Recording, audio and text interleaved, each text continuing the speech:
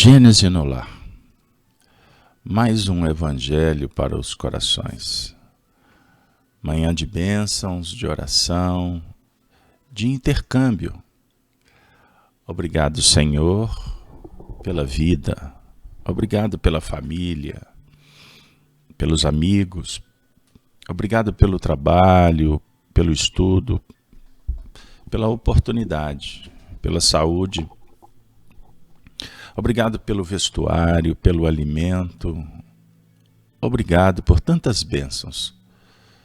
Que estejamos todos unidos num só propósito: agradecer sempre e nos preparar ainda mais para servirmos com qualidade.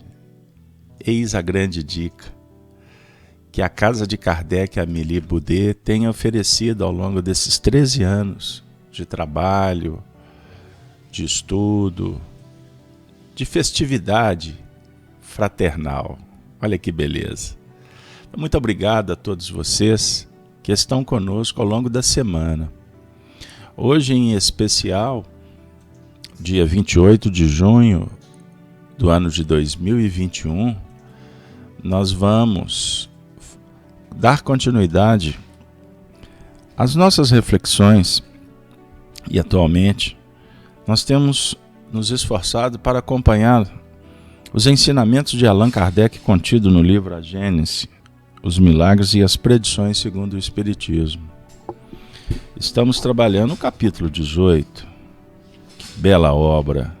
Espero que vocês estejam estudando em casa, uma vez que o nosso encontro objetiva também o estudo que cada um devemos empreender para nos aproximarmos mais ainda do pensamento de Kardec, dos bons espíritos que representam Jesus. No capítulo 18, intitulado Os Tempos São Chegados, o tópico Sinais dos Tempos. No último encontro, nós trabalhamos o item 16. E vocês sabem que nós temos feito a leitura da primeira frase do primeiro item quando abrimos o nosso encontro. Quando Kardec diz assim: somos informados em todos os lugares de que os tempos marcados por Deus chegaram, quando grandes eventos serão realizados para a regeneração da humanidade. A palavra regeneração era debatida, estudada na academia em França, antes de Allan Kardec codificar a doutrina espírita. Vale estudar um pouquinho do que aconteceu lá no século XIX para a gente entender o porquê que os assuntos foram reunidos por Kardec no Livro dos Espíritos, que na verdade já era um debate que vinha sendo realizado entre os estudiosos. Obviamente, com o ingrediente revelador do Espiritismo através da mediunidade, muitos temas foram acrescidos, certo? Mas vamos lá. No último encontro, nós trabalhamos o item 16 e fomos informados sobre o progresso intelectual e o progresso moral. E o progresso intelectual realizado até hoje não é suficiente para preparar o advento desse novo tempo. Os Espíritos vêm nos mostrar que o que assegura a felicidade dos homens sobre a Terra é o progresso moral. Olha que interessante, pessoal. Progresso intelectual abre porta, é ciência, é conhecimento, mas é ferramenta. Então é um engano dizer que tudo está nas mãos da ciência. Não.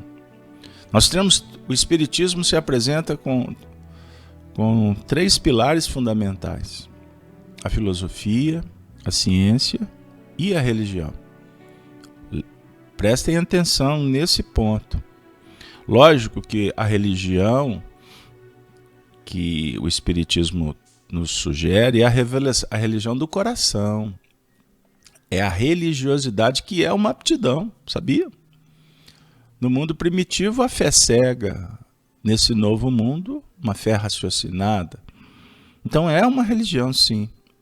Aliás, tem uma bela definição de Emmanuel que nos ensina sobre o tema, quando ele compara o espiritismo a um triângulo de forças. Olha que legal. Então tem o ângulo no triângulo da ciência, o outro ângulo da filosofia, e o ângulo superior do alto, como visualizando uma pirâmide, é o ângulo da religião. Pois bem, e Kardec também falou sobre a unidade de crença, que será o mais poderoso laço desse mundo futuro, fundamento firme da fraternidade universal. Então, eis o laço. Que beleza! E aí a gente vai entender por que Jesus foi o campeão de fraternidade. E toda a lei que Jesus experienciou, viveu em plenitude, a lei do amor, é um diálogo permanente com a caridade fraterna, ou não? Vida futura, quando ele vem conversar conosco ao nível do coração, como um grande amigo. Aquela visita agradável que chega na sua casa, porque você convidou, e ele vem trazer notícias que falam de uma vida melhor que aquela que nós temos dentro do lar. Olha que legal! E que o lar será a base, a família será o ponto fundamental para essa nova ordem. Então, para que a gente possa adentrar no item 17, que é o tema de hoje, a nova geração. Aliás, uma explicação. Nova geração é um prenúncio do próximo tópico desse capítulo 18. Então vamos lá, ouçamos Kardec. Um tal estado de coisas supõe uma troca radical no sentimento das massas. Um progresso geral que só poderia ocorrer saindo-se do círculo de ideias mesquinhas e triviais que alimentam o egoísmo.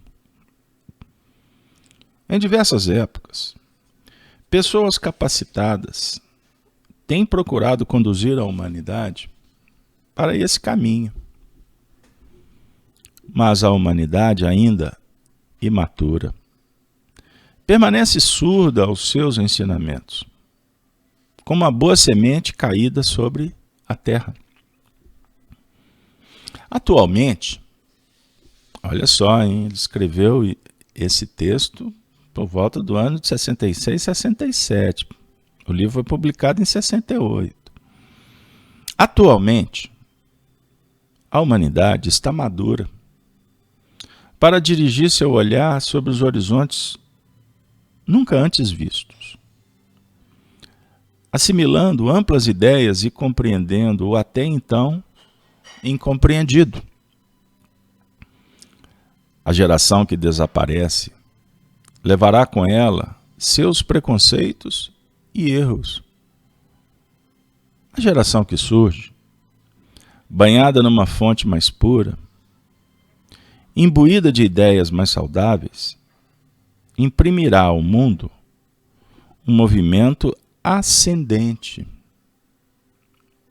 no sentido do progresso moral, que marcará a nova fase da humanidade.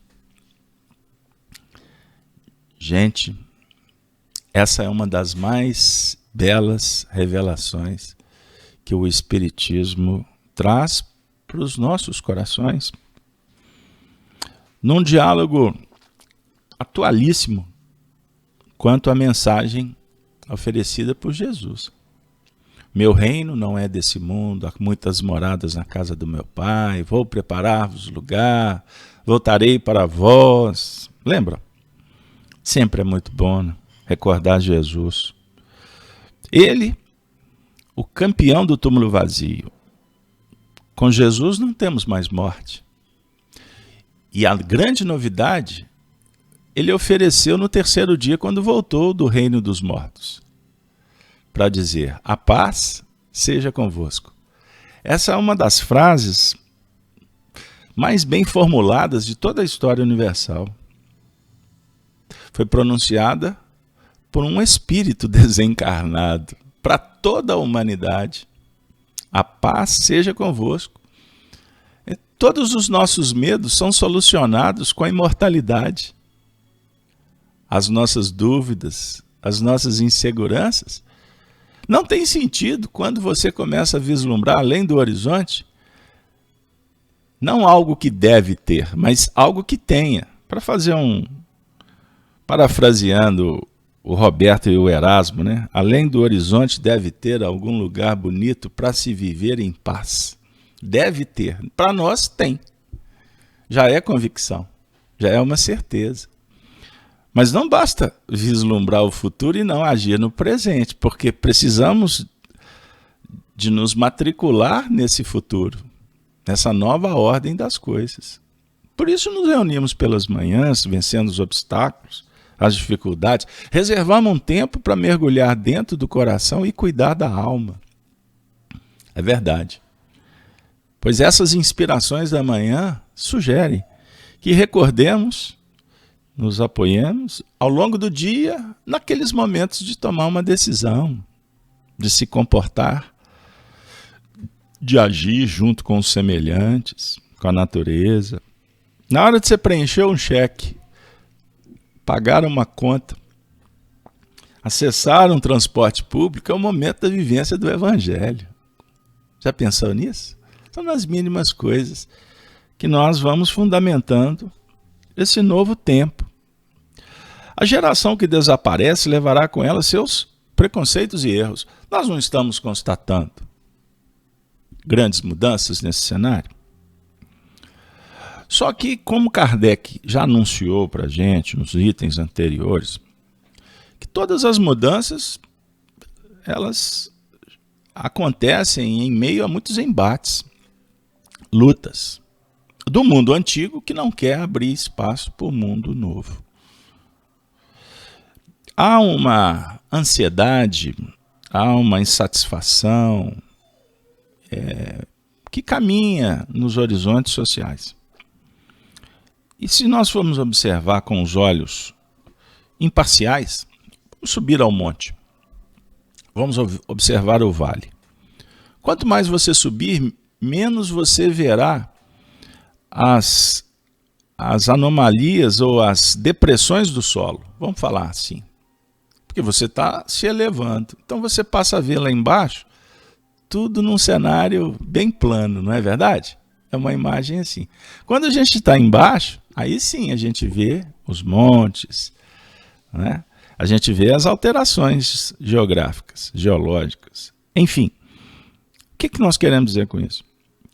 Que os espíritos estão nos chamando para subir na montanha. E ver as coisas, inclusive com mais velocidade.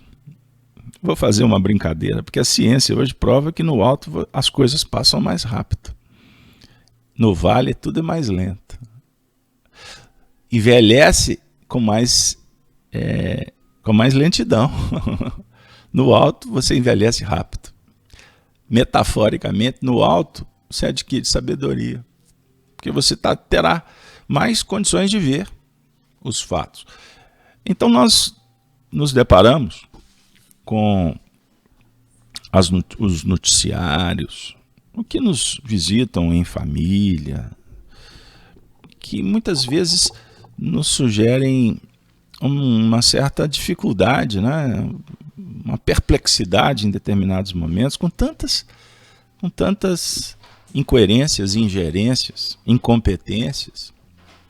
Por exemplo, aqueles que deveriam representar exemplos no bem, costumam apresentar comportamentos muito piores do que a gente vê nos guetos. E aí surge aquela ideia, né? Meu Deus, para onde que está caminhando tudo isso? E na verdade os espíritos estão falando que esse processo de mudança ele realmente é muito difícil. Porque nós mesmos, quando mergulhamos, e por isso filosoficamente o Evangelho sugere um mergulho dentro do próprio coração, para se conhecer. Nós ficamos estupefados com determinadas ações ou reações que temos. E estamos sendo chamados para administrar. Imagine as referências que nós temos lá fora. Então, se a gente não voltar os olhos para dentro, para cuidar do que nos compete, nós não vamos nem cuidar do de fora e nem do de dentro, porque eu não tenho autonomia para determinar o que vai acontecer na intimidade do meu semelhante. Então, observe. Estamos vivendo um momento de oportunidades. Crise, para alguns, é sinônimo de oportunidade de superação. E nós temos que tirar lições. A sabedoria indica aprender com erros. Então, os erros que nós conseguimos identificar, tanto fora quanto dentro, propõem um movimento de evolução, evoluir, ou seja, trabalharmos numa proposta que possa nos aproximar do que realmente nos importa. E o que nos importa? Não são os nossos princípios e crenças que estamos alimentando, ressignificando todos os dias? Uma pessoa me disse assim, nossa, mas os estudos espiritistas, vira e mexe vem a palavra moral, moral, moral. Ah, é muito moralismo para o meu gosto. Aí nós deixamos a pessoa de falar, desabafar. Aí por fim, nós começamos a conversar. O que é moral para você? Lógico que nós vamos usar os recursos do Livro dos Espíritos, né? Mineiro não perde trem. Bom, a definição da moral não é a regra do bem viver? O que o Espiritismo propõe? Que a gente tenha uma vida melhor. Uma vida voltada ao bem. Isso não é moralismo. Na verdade, isso é um convite a um dever que nos faz bem. Só que essa conexão ela se dá de uma forma gradativa. Nós temos que ir organizando a casa de acordo com as possibilidades. Ah, eu vou fazer uma reforma na casa. Vocês já viram o trabalho que dá? Por isso que Jesus disse, a minha paz vos dou, não vou lá dou como o mundo a dá. Porque a paz do mundo é assim, deixa bagunçado. Contrata uma pessoa, amanhã eu faço. Vai sugerir o menor esforço. A paz do Cristo é assim, olha, tem uma poeirinha em cima da mesa, mas tem também debaixo do tapete. Mas a gente não vai limpar a casa toda de uma vez, vai por partes. Sob o ponto de vista filosófico, moral, nós estamos em busca da perfeição e esse trabalho ele é cotidiano. Porque nós sonhamos com esse mundo melhor, que começa a partir, repito, do nosso compromisso espiritual. Eu vou trazer um princípio filosófico do Egito antigo, das tradições da religião milenar, que por lá passou um espírito muito citado por Emmanuel em alguns textos. Roteiro, instruções psicofônicas. Vocês vão passear. Façam uma navegação aí no PDF e procurem o nome Hermes Trismegisto. Emmanuel cita-o por diversas vezes. E Hermes Trismegisto, ele trouxe princípios que ficaram conhecidos como princípios herméticos. São 7 princípios que esses ensinamentos, como uma pira mantida acesa ao longo dos milênios, hoje vocês vão encontrar esse material que foi compilado por um poeta. É muito interessante. Num livro chamado Kybalion. Ninguém sabe quem é esse poeta. Por que eu estou citando? O que tem a ver com o Espiritismo? Bom, o Espiritismo, Kardec sugere que a gente estude as tradições antigas, porque existe muita sabedoria que a gente ainda não assimilou. Então, como o nosso estudo é amplo, me recordo de Hermes, o princípio fundamental da filosofia, que se espalhou pelo mundo e se tornou fonte de inspiração para diversas religiões, inclusive a hinduísta. Ele fala que o universo é mental. que tudo é criado e operacionalizado a partir da mente. Bom, em espiritismo essa teoria é extremamente clara. Quando a gente começa a pensar em Deus. O universo é um todo mental. Deus não está em toda parte. As leis que ele criou representam o próprio pensamento dele. E aprendemos em espiritismo que infeliz é quem destas leis se afasta. Bom, aí os espíritos vêm falar que o reino de Deus está dentro do coração com Jesus.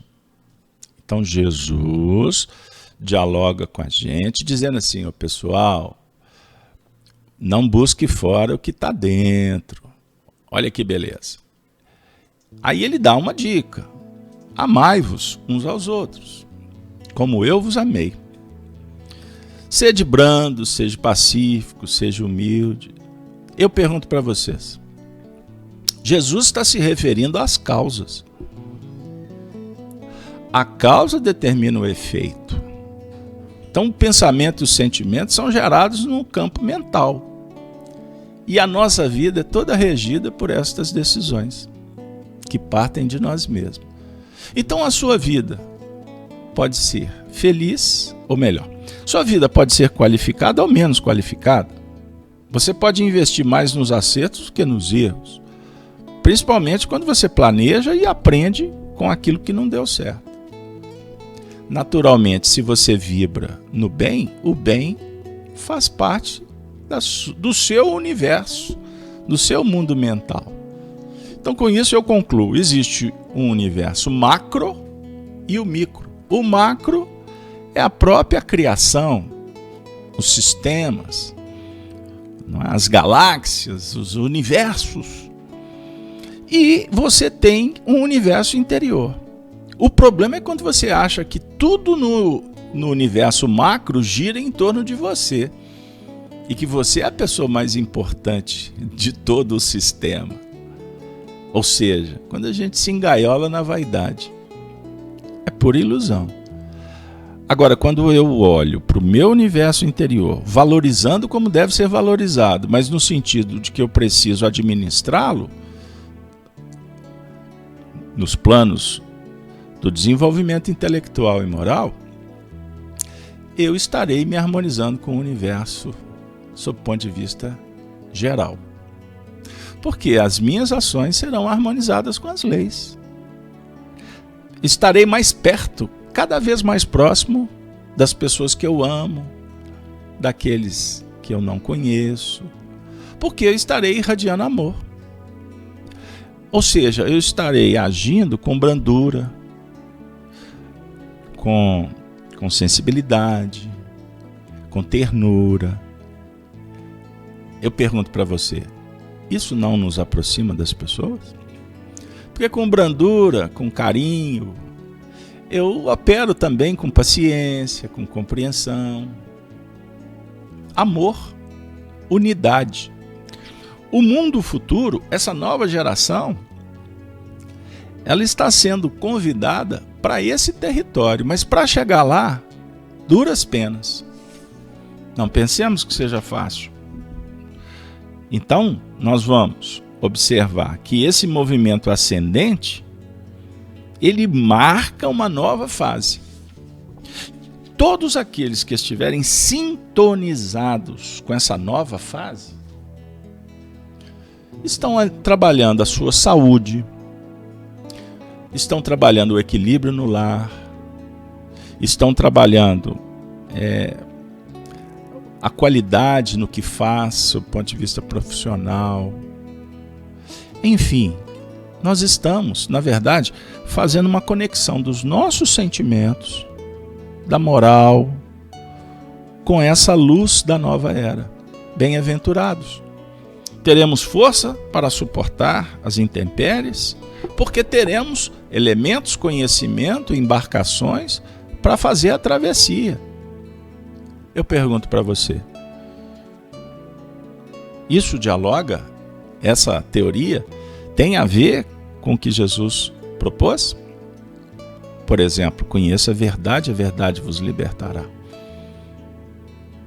Tenha paz no coração, busque a oração, mas principalmente a ação junto aos semelhantes. E assim, amigos, o Espiritismo navega nessas águas abençoadas da atualidade, apontando um porto que devemos atingir.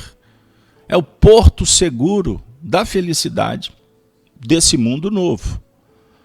Que possamos ter a sabedoria de compreender que frutos teratológicos, incompreensões, dificuldades, todas as incoerências, as chamadas trevas do caminho, fazem parte de um processo de transformação.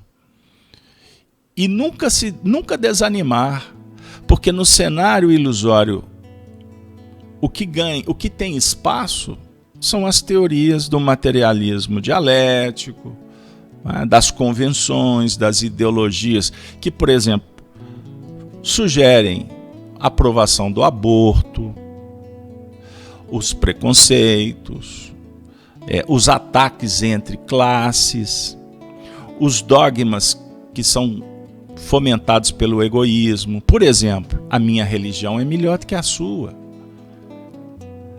Só de você expressar esta frase, você estará criando um problema de entendimento na relação. Quando nós falamos do Espiritismo, só para você ter uma ideia, nós falamos do Espiritismo respeitosamente. Nós procuramos adotar os princípios da afabilidade e doçura. Mesmo assim, quantos montes de dificuldades aparecem? Imagine eu falando do Espiritismo com arrogância, com presunção, como verdade absoluta, como a melhor das melhores religiões. Naturalmente, os impedimentos serão muito maiores. Nós temos, nos ouvindo nesse momento, espíritos que não concordam com a doutrina da afabilidade e doçura, a técnica empreendida da força, da violência. E, naturalmente, isso gera atrito, isso gera desgaste, isso gera doença, obsessão. A obsessão nada mais é do que um sistema nervoso que se desgasta. Para dar um exemplo, tem muita gente que estigmatizou a irritabilidade ao longo da vida e agora quer procurar a paz. Ele mesmo não consegue se dominar. Qualquer coisa é motivo de explosão.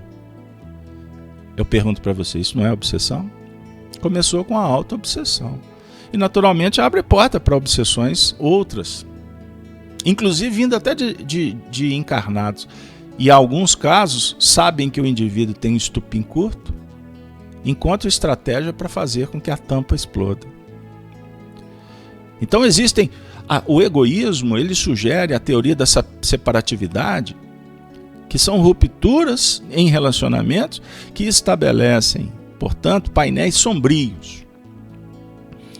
Então, para encerrar, quando os espíritos, e atualmente tem um médium que bate muito nessa tecla como intermediário, Divaldo Pereira Franco, tem escrito muitos livros, atualmente, porque ele é uma referência, sem dúvida alguma, pela sua vasta folha de serviço, de uma moral inquestionável.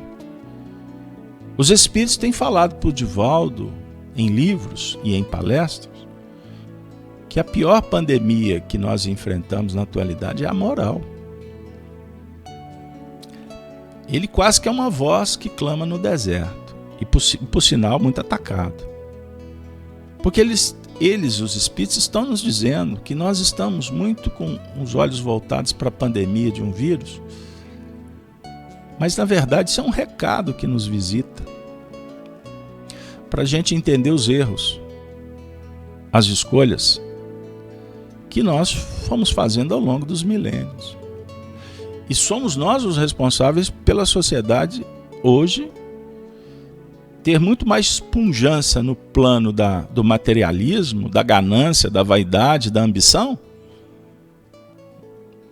do que uma humanidade que dialoga com a fraternidade, com o amor, com o respeito, com a espiritualidade. É lógico que tudo isso é didático, existem percentuais. A mídia vai sempre nos mostrar um percentual muito maior da treva, porque isso dá dinheiro. O que nós podemos concluir? Que existe um percentual valoroso de almas que estão interessadas nesse mundo novo que o Espiritismo esclarece. Só que isso não vende, não tem espaço. Querem um exemplo? Por que aqui no Brasil fala-se tanto em número de mortes e fala tão pouco de número dos curados no plano da Covid? Porque a morte vende mais. Isso é fato. E nós não estamos aqui com o coração indiferente aos sofrimentos, porque nós temos não números, nós temos nomes que desencarnaram pela Covid ou estão internados. E quantos familiares assintomáticos? Então entendam bem, a nossa fala é uma fala que procura ser imparcial. Para desaguar aonde? Onde a gente esperava. Nós, humanidade, estamos sendo forjados para sermos humanos, para ouvir o que Jesus nos indicou lá atrás, e até hoje a gente prefere ouvir Mamon, dar espaço para as complicações da Babilônia, que é o sistema materialista dos dias atuais. Por isso, amigos, nós agradecemos demais aos benfeitores espirituais que têm nos alentado, consolado. No Evangelho segundo o Espiritismo, no capítulo 9, os que são brandos e pacíficos, há uma página que coloca o nosso coração num lugarzinho muito especial. A gente eleva o padrão.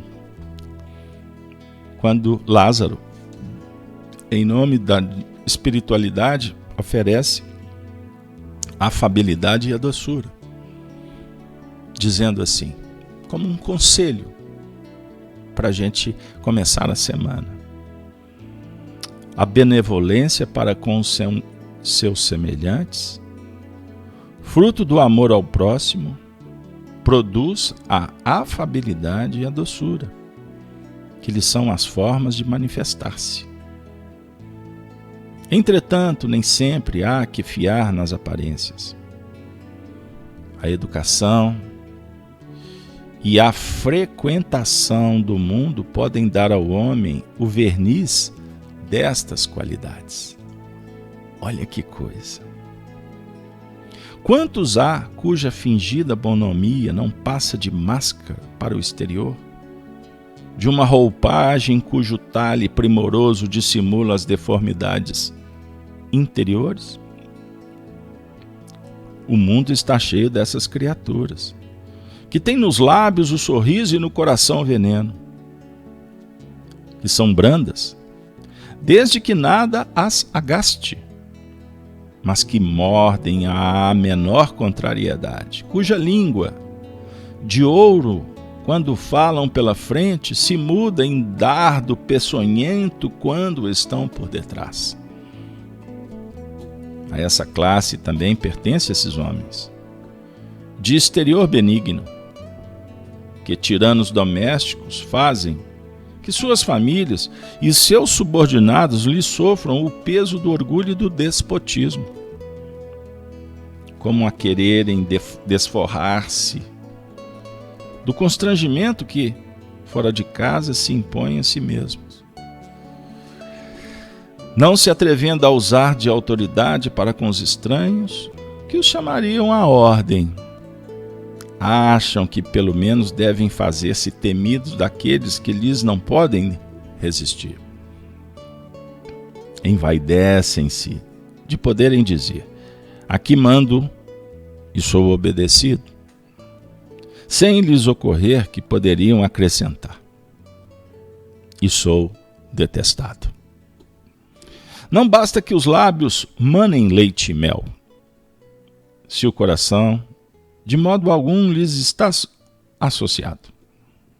Só há hipocrisia. Aquele cuja afabilidade e doçura não são fingidas, nunca se desmente. É o mesmo, tanto em sociedade como na intimidade. Esse, ao demais, sabe que se, pelas aparências, se consegue enganar os homens, a Deus ninguém engana. Amigo, amiga, o convite, portanto, é expressar benevolência com os seus semelhantes, pois é fruto do amor ao próximo, que produz a afabilidade e a doçura. 2 pontos. Com sinceridade, com esforço, para ser afável e doce em todos os lances da vida. E não nos interessarmos apenas com o verniz, que é pura vaidade, e na verdade é o descolar-se da lei divina. Porque quando nos esforçamos para ser o que idealizamos, na verdade, nós estaremos agindo conforme a lei divina e não por convenção social. Para nos matricularmos nos grupos, para sermos bem-quistos. Não. Afabilidade e doçura é sentimento que faz bem quando sentimos. Eu vou encerrar o nosso encontro de hoje, muito agradecido pela presença de todos, vislumbrando essa nova geração que eu gostaria muito de fazer parte. Peço a Deus inspiração e sabedoria para colocar em prática tudo que temos recebido da doutrina dos Espíritos. Eu vou encerrar, como alguns pedem, com uma letra de uma música muito popular, que eu escutava quando jovem, e hoje essas estrofes ficaram gigantes, depois que conhecemos um pouquinho do pensamento de Kardec. É uma composição de Guilherme Arantes, intitulada Amanhã. Ele diz assim: amanhã será um lindo dia, da mais louca alegria que se possa imaginar. Amanhã, redobrada a força, para cima, que não cessa, há de vingar. Amanhã, mais nenhum mistério. Acima do ilusório, o astro-rei vai brilhar. Amanhã, a luminosidade, alheia a qualquer vontade, há de imperar. Há de imperar. Amanhã está toda a esperança, por menor que pareça, existe e é para vicejar. Amanhã, apesar de hoje, será a estrada que surge para se trilhar. Amanhã, mesmo que uns não queiram, será de outros que esperam ver o dia raiar. Amanhã, ódios aplacados, temores abrandados, será pleno.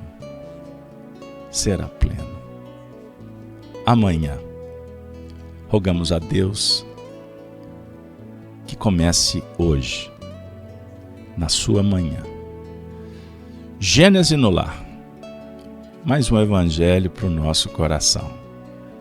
Agradecemos a presença de todos. Muito obrigado pelo apoio ao nosso projeto, por acompanhar os trabalhos diários, as lives da noite. É um curso singelo, mas continuado de espiritismo e de evangelho. E nada melhor que estar com amigos, para que a gente possa marchar juntos em torno do mesmo ideal, com todas as diferenças. E assim que é bom. mas pautados naquele sentimento da liberdade. Liberdade perante o universo infinito e as leis eternas. E a igualdade perante a lei é o que o Senhor da vida propõe. Sigamos em frente. Fique bem. Fique conosco. E que Deus nos inspire cada vez mais para sentir e viver com Jesus. Ave Cristo. Ave Cristo. Tenham todos um dia de muitas bênçãos e uma semana de muitas vitórias, após a luta, é lógico. Valeu, pessoal. Até a próxima, se Deus quiser.